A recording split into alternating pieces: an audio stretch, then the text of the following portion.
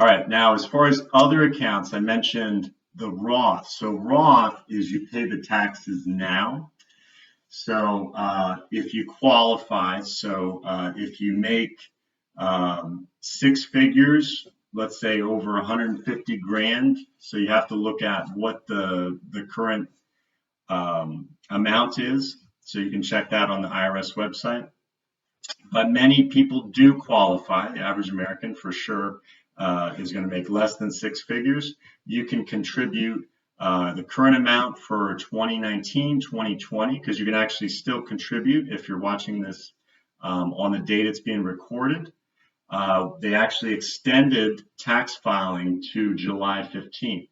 So you can still make a 2019 contribution. So it's 6 grand, or if you're over 50, it's actually 7 grand. So you can play a little catch up there. So you can open up that account with all the big firms. So there's Vanguard, Fidelity, Schwab. So just for me, I use Vanguard. They're great. They answer a lot of questions. So if you're not familiar with it, you can always call them and ask some of the questions there. So that's another retirement account besides what you may have at work. Now, if you're, let's say you have your own business, well, you might have other accounts, for example, a SEP IRA, a solo 401k, also 457. So for some government or actually other institutions, you can always check. Maybe your company you work for has a 457 account that you can contribute to. So that's definitely something you want to check out there. Other things besides just your investment accounts, there's also the non-qualified taxable accounts. So if you max out, so right now I think it's 19,500 for the 401k. So look at what the limits are. If you have a 457, actually you have another way you can contribute there as well, your Roth IRA. So there's a lot of places you can help protect yourself from having to pay all those taxes, but eventually you get to the non-qualified taxable account. So in that case, you do have to, you pay the taxes now, but it's just another way you can keep investing past those amounts. Just make sure that obviously you have insurances as well, so you're protecting yourself. If you own your home, you get your homeowners.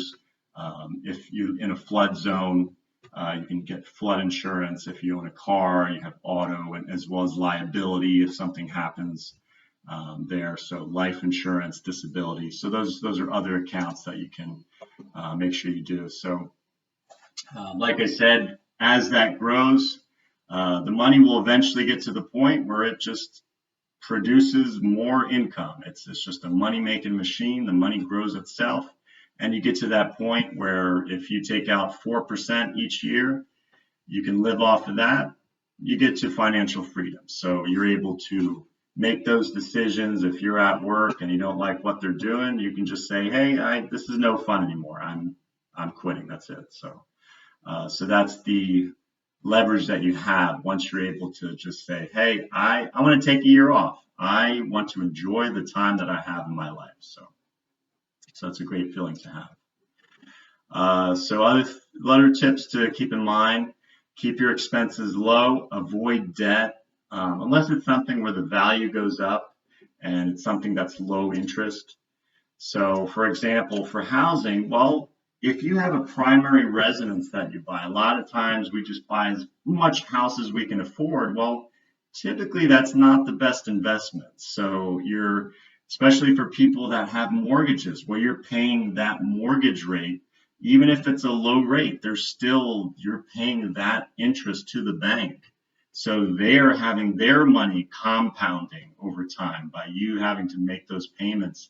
A lot of times people buy a house, oh, I got it. It was only 500 grand. Well, actually over time, if you have that 15, 30-year mortgage, you may be paying over $1 million plus the maintenance and all that. So that's something to keep in mind. Usually an investment, for example, the stock market, you have the rule of 72. There's a rule that eventually your money doubles. So maybe it takes 7 years for the money you put in to double itself. So are you going to get that same investment for buying an expensive house that you're paying a mortgage for? So figure that in your calculation and figure out all the expenses that come with owning a home. So there's people that just, hey, you know what? I'm going to travel in a trailer around the world and that's it. I'm happy with that. And they've saved all their majority of their money, over 50%, and they can do whatever they choose. So really, if you do want to look at investing in real estate, well, there are rental properties. So you can get something that's a multi-unit.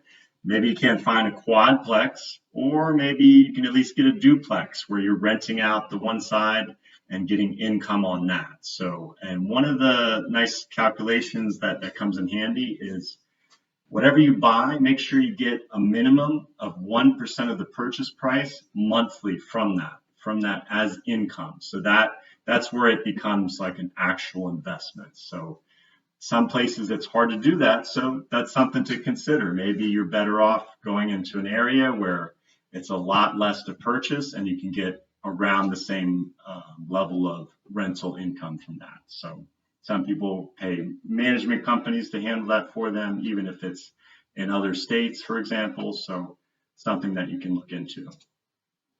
And number one for sure is always invest in yourself. So as you learn new things, you're able to use those skills. There's lots of side hustles that people in the fire community will kind of learn from each other, practice, try out. And that's just another way you can raise your income to also offset your whatever expenses that you have. So that gets them closer to that 50% and above savings rate.